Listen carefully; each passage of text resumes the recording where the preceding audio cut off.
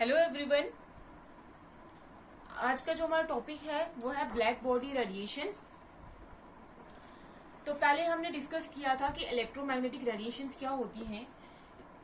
जो electromagnetic wave theory थी उसने ये बोला था कि जो लाइट होती है और बाकी जितनी भी फॉर्म्स ऑफ एनर्जी होती है वो वेव्स की तरह प्रोपोगेट करती है, वेव्स की तरह ट्रेवल करती है, क्योंकि इनकी वेव्स लाइक प्रॉपर्टीज होती हैं।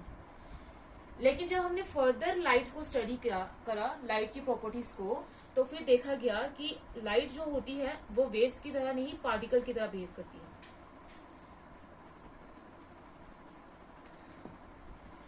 तो लाइट का पार्टिकल नेचर पता करने के लिए जो उसमें फर्स्ट जो कंसेप्ट आता है वो है ब्लैक बॉडी रेडिएशंस। अब ब्लैक बॉडी रेडिएशन क्या होता है, पहले हम देखते हैं कि जब लाइट मैटर के साथ इंटरेक्ट करती है तो क्या होता है। जैसे हमारे पास ये मैटर है, कोई बॉडी है, जब हमने इसमें व्हाइट लाइट पास करवाई, अब इस व्हाइट लाइट में डिफरेंट डिफरेंट रेडिएशंस होंगी, डिफरेंट डिफरेंट कलर की और डिफरेंट डिफरेंट वेवलेंथ होगी, सपोज अलग अलग वेवलेंथ की। अभी तो जब ये रेडिएशन इस ब्लैक बॉडी पे पड़ेंगी, जब ये इंटरेक्ट करेंगी इसके साथ, तो ये कुछ रेडिएशंस को एब्जॉर्ब कर देगा, कुछ रेडिएशंस को ये रिफ्लेक्ट कर देगा जो हमें कलर दिखाई देता है, और कुछ को ये क्या कर देगा, ट्रांसमिट कर देगा। रिफ्लेक्ट जो करेगा वो रेडिएशन हमें उसी का कलर हमें दिखाई देगा, वो वही रेडिएशन होगी जो ये रिफ्लेक्ट करेगा। तो जब इंटरेक्ट करता है कोई भी लाइट जो है मैटर के साथ इंटरेक्ट करती है, तो ये तीन केसेस होते हैं। एक, या तो वो रेडिएशन को एब्जॉर्ब करेगा, या फिर वो रिफ्लेक्ट करेगा, या फिर वो ट्रांसमिट करेगा। अब अगर हमारे पास कोई सॉलिड है, सॉलिड को अगर हम हीट करेंगे तो वो इमिट करेगा रेडिएशन।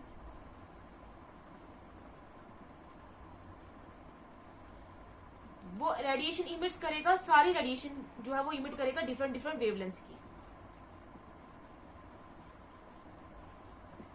सारी रेडिएशन वो इमिट करेगा, डिफरेंट वेवलेंथ्स भी होंगी, लेकिन कुछ को वो क्या करेगा, लार्ज अमाउंट में इमिट करेगा, लार्जर कंसेंट्रेशन में, कुछ को वो स्मॉल अमाउंट में इमिट करेगा। और डिफरेंट डिफरेंट कलर देगा। फॉर एग्जाम्पल,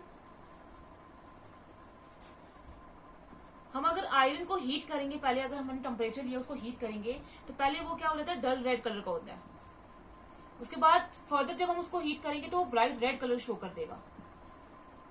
फिर उसके बाद जब हम और फर्दर टेम्परेचर को इंक्रीज करेंगे तो उसका कलर येलो हो जाएगा। येलो के बाद फिर पहले उसका कलर जो है वो ऑरेंज हो जाएगा, इसके बाद रेड के बाद देन येलो होगा। उसके बाद फर्दर हाई टेम्परेचर में इसका कलर हो जाएगा ब्लू। रेड से स्टार्ट हुआ और इसका कलर जो है वो ब्लू पे चेंज हो जाएगा, उसके फर्दर जो है वो इसका कलर चेंज नहीं होगा। हमें पता है कि जो रेड जो कलर होता है, जब हमने विजिबल स्पेक्ट्रम देखा था तो इसकी वेवलेंथ जो होती है हाई होती है। हाई वेवलेंथ, जिसकी वेवलेंथ हाई होगी उसकी फ्रीक्वेंसी क्या होगी, कम। और ब्लू कलर जो होता है उसकी वेवलेंथ जो होती है वो हमारे पास कम होती है, तो मतलब फ्रीक्वेंसी जो जिसको न्यू से डिनोट करते हैं वो क्या होगी, हमारे पास ज्यादा होगी। तो इसका मतलब ये है कि हमारे पास क्या होगा, रेडिएशन जो इमिट्स हो रही हैं वो कहां से जा रही हैं, वो हाई वेवलेंथ से कहां तक जा रही है, लो वेवलेंथ तक, या फिर लो फ्रीक्वेंसी से कहां जा रही है, हाई फ्रीक्वेंसी की तरफ। जो हमारे पास ज्यादा हाई वेवलेंथ वाली रेडिएशन होती है उनकी जो इंटेंसिटी होती है वो होती है कम, और जो वेवलेंथ कम वाली रेडिएशन होती है उनकी इंटेंसिटी क्या होती है, ज्यादा। तो इसका मतलब ये है कि अगर हम ये ट्रेंड कंटिन्यू करें तो फिर फर्दर जब हम क्या करेंगे, टेम्परेचर को इंक्रीज करते जाएंगे तो वेवलेंथ जो है वो हमारे पास फर्दर डिक्रीज होती जाएगी, फ्रीक्वेंसी ज्यादा इंक्रीज होती जाएगी, और हमारे पास क्या हो जाएगा, इंटेंसिटी भी क्या हो जाएगी, इंक्रीज होती जाएगी। लेकिन ये जो बिहेवियर है, जो ब्लैक बॉडी रेडिएशन, जो ब्लैक बॉडी है हमारे पास कोई भी, उसकी जो इंटेंसिटी है उसने ये जो ऑर्डर है वो फॉलो नहीं करा, वो हमें देखने को नहीं मिला। वो एक्सपेक्टेड बिहेवियर जो था, जो इसमें हो रहा था, वो हमें देखने को नहीं मिला। अब ये ब्लैक बॉडी क्या होती है, ब्लैक बॉडी हमारे पास एक आइडियल बॉडी होती है, जैसे ये जो सारी रेडिएशंस को, जितनी भी वेवलेंथ की, जितनी भी फ्रीक्वेंसीज की रेडिएशंस होंगी उनको एब्जॉर्ब करेगी और सारी रेडिएशन को एब्जॉर्ब करके सारी रेडिएशन को जितनी भी वेवलेंथ और फ्रीक्वेंसीज की होंगी उनको इमिट भी करेगी।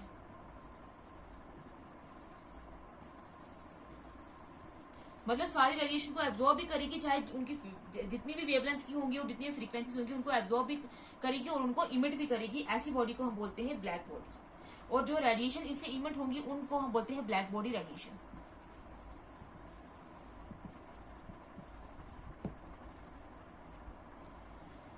इसका मतलब ये है कि अगर हम ट्रेंड जो फॉलो करें तो जो एग्जैक्ट डिस्ट्रीब्यूशन होता है हमारे पास रेडिएशंस का या इंटेंसिटी का, वो डिपेंड करता है टेम्परेचर पे। जो एग्जैक्ट डिस्ट्रीब्यूशन है वेवलेंथ या फ्रीक्वेंसीज का या फिर इंटेंसिटी का, वो टेम्परेचर पे डिपेंड करता है। एक ग्राफ लेके हम इसको एक्सप्रेस करेंगे कि कैसे ये जो इंटेंसिटी है वो डिपेंड करेगी वेवलेंथ पे या टेम्परेचर पे।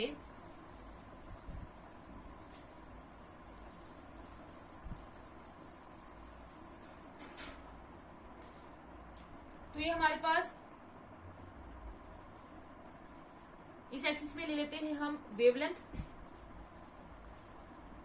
जिसको हम लैम्डा से रिप्रेजेंट करते हैं, और इस एक्सिस में लेते हैं हम इंटेंसिटी की, रेडिएशन की इंटेंसिटी कितनी है।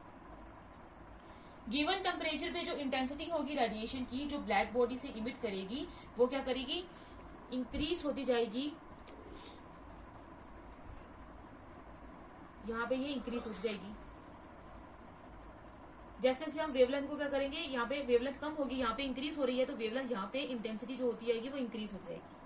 लेकिन फर्दर जब हम क्या करेंगे, एक मैक्सिमम पॉइंट आएगा, उस मैक्सिमम पॉइंट के बाद क्या होगा, जो बाकी जो रेडिएशन इमिट करेगी वो उनकी वेवलेंथ इंक्रीज होने के साथ साथ इंटेंसिटी क्या हो जाएगी, डिक्रीज होती जाएगी। और ये जो मैक्सिमम पॉइंट आएगा इसको हम बोलते हैं लैम्डा मैक्स। मतलब ये है कि एट पर्टिकुलर टेम्परेचर पे वेवलेंथ जब हमारे पास कम है तो हमारे पास इंटेंसिटी जो है वो रेडिएशन की इंक्रीज होती जाएगी। लेकिन एक ऐसे पर्टिकुलर पॉइंट आएगा उसके बाद की जो इंटेंसिटी रिलीज होंगी उनकी वेवलेंथ ज्यादा होगी और उनकी इंटेंसिटी जो है वो क्या होती जाएगी, कम होती जाएगी। तो अगर हम डिफरेंट टेम्परेचर्स में देखिए, एक लेते टेम्परेचर T1, दूसरा लेते टेम्परेचर T2, तब हमारे पास ग्राफ क्या आएगा। अगर हम टेम्परेचर T1 ले पहला, तो टेम्परेचर T1 जो है, अगर T2 जो है वो T1 से ज्यादा होगा, तो जब हम पहले टेम्परेचर T1 ले रहे हैं तो इंटेंसिटी क्या होगी, वेवलेंथ जब हमारे पास कम है तो इंटेंसिटी फर्दर इंक्रीज होगी। तो हमारे पास एक पर्टिकुलर पॉइंट आएगा, उसके बाद इंटेंसिटी जो है वो डिक्रीज करेगी फर्दर वेवलेंथ के इंक्रीज होने से। तो ये हमारे पास आ गया एक पॉइंट। उसके बाद जब हम टेम्परेचर, ये हो गया T1 का केस, जब हम टेम्परेचर T2 लेंगे, फर्दर इंक्रीज करेंगे तो इंटेंसिटी और इंक्रीज होती जाएगी, फिर और एक पॉइंट पे पहुंचेगी, उसके बाद फर्दर जो है वो डिक्रीज हो जाएगी। ये जो मैक्सिमम पॉइंट आएगा इसको बोलते हैं लैम्डा मैक्स की वैल्यू। अब ये लैम्डा मैक्स क्या है, जैसे हमने अभी आयरन के केस में देखा, पहले टेम्परेचर हमारे पास जब था तब कलर रेड था, उसके बाद कलर जो है वो चेंज होना स्टार्ट हो गया। वो कलर चेंज क्यों होगा, पहले जब हमारे पास जो लैम्डा मैक्स की वैल्यू आ रही थी, जो रेडिएशन इमिट हो रही थी, क्योंकि हमने बोला है कि ब्लैक बॉडी वो होती है या कोई भी बॉडी जो होती है वो सारी रेडिएशन को इमिट, सारी रेडिएशन को करती है। लेकिन कुछ जो रेडिएशन वो इमिट करती है, इमिट भी सारी रेडिएशन को करती है, लेकिन कुछ को वो क्या करती है, हाई इंटेंसिटी पे, हाई कंसंट्रेशन में करती है, और कुछ को लो फ्रीक्वेंसी पे, लो कंसंट्रेशन पे करती है। अब पहले जब टेम्परेचर हमने जो लिया हुआ था तब हमारे पास कलर रेड आ रहा था। वो रेड कलर क्यों आ रहा था, क्योंकि ये जो वेवलेंथ, जो लैम्डा मैक्स की जो वैल्यू आती है उस पे जो वेवलेंथ आएगी उसी का कलर हमें दिखाई देगा। तो पहले जब हमने टेम्परेचर लिया था तो उस पे जो लैम्डा मैक्स की वैल्यू आ रही थी उसका कलर, उसकी जो वेवलेंथ थी, जो लैम्डा मैक्स की वैल्यू, वो रेड कलर की वेवलेंथ से मैच कर रही थी, तब जाके इधर क्या आ रहा था, रेड कलर आ रहा था। इसकी जो वेवलेंथ थी वो लैम्डा मैक्स से क्या कर रही थी, सिमिलर थी, तब हमें जो कलर शो हो रहा था रेड। जब हमने फर्दर जो है टेम्परेचर को इंक्रीज किया तो जब हमें ये लैम्डा मैक्स की वैल्यू आई, वो लैम्डा मैक्स की जो वैल्यू है वो ऑरेंज कलर से मैच हुई, तो वो हमें ऑरेंज कलर दिखाई दिया इस पॉइंट में, तो वो ऑरेंज कलर की उसने रेडिएशन इमिट करी।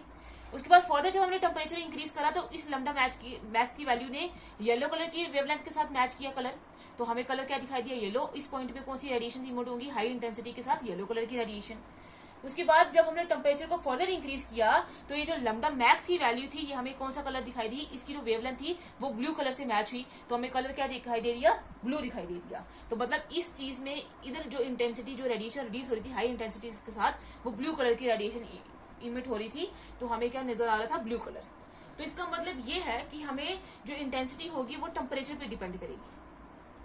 लेकिन जो हमें वेव थ्योरी ने बताया था, इलेक्ट्रोमैग्नेटिक वेव थ्योरी ने, उसमें इसने ये बताया था कि जो एनर्जी जो है वो कंटिन्यूसली वेव की फॉर्म में रिलीज होती रहती है, ये उसने बताया था।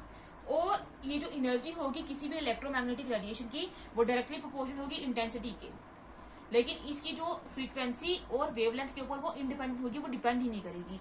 लेकिन यहाँ पे हमने ये देखा है कि जो ये जो हमारे पास रेडिएशन जो इमिट हो रही है, वो उनकी जो इंटेंसिटी है वो किसके ऊपर डिपेंड कर रही है, जो एनर्जी है वो किसके ऊपर डिपेंड कर रही है, लैम्डा मैक्स के ऊपर, वेवलेंथ के ऊपर। तो यहाँ पे तो इलेक्ट्रोमैग्नेटिक थ्योरी ने ये बोला था कि वेवलेंथ के ऊपर डिपेंड नहीं करेगी, वो इंडिपेंडेंट होगी वेवलेंथ और फ्रीक्वेंसीज के। तो अगर हम इलेक्ट्रोमैग्नेटिक थ्योरी की बात मानते हैं तो तब क्या होगा, हमें सेम कलर दिखाई देगा। ये जो डिफरेंट डिफरेंट कलर दिखाई दे रहे हैं, तब हमें डिफरेंट डिफरेंट कलर दिखाई नहीं देंगे अगर हमारे पास जो एनर्जी या इंटेंसिटी होती है वो अगर वेवलेंथ के ऊपर या फ्रीक्वेंसी के ऊपर डिपेंड नहीं करेगी, तो हमें कोई भी कलर दिखाई नहीं देगा, हमें एक ही कलर दिखाई देगा, सेम कलर दिखाई देगा। डिफरेंट डिफरेंट वेवलेंथ में हमें सेम कलर दिखाई देगा, लेकिन हमने देखा कि ऐसा होता नहीं है, हमें डिफरेंट डिफरेंट टेम्परेचर पे डिफरेंट डिफरेंट वेवलेंथ पे डिफरेंट डिफरेंट कलर दिखाई देते हैं। इसीलिए हमने इलेक्ट्रोमैग्नेटिक वेव थ्योरी को जो डिस्कार्ड कर दिया था, पूरा उसको डिस्कार्ड नहीं किया था। तो साइंटिस्ट ने ये बोल दिया कि जो लाइट होती है उसका वेव नेचर भी होता है, उसकी वेव लाइक प्रॉपर्टीज भी होती है, लेकिन वो पार्टिकल की तरह भी बिहेव करते हैं। अब उन्होंने जो है वो दिखा दिया कि पार्टिकल की तरह भी बिहेव करते हैं। इसका मतलब ये है, अब हम ब्लैक बॉडी को कैसे डिफाइन करेंगे। ब्लैक बॉडी जो है वो हमारे पास परफेक्ट एब्जॉर्बर होती है और परफेक्ट इमिटर होती है, मतलब वो सारी वेवलेंथ की रेडिएशन को एब्जॉर्ब भी करती है और सारी वेवलेंथ की रेडिएशन को क्या करती है, इमिट भी करती है। तो जब हम एक बॉडी को हीट करेंगे तो वो सारी वेवलेंथ की रेडिएशन को क्या करेगा, इमिट करेगा, लेकिन पर्टिकुलर पॉइंट में एक रेडिएशन जो है उसकी इंटेंसिटी ज्यादा होगी, वो ज्यादा कंसंट्रेशन पे इमिट करेगा, जिसका कलर हमें दिखाई दे देगा।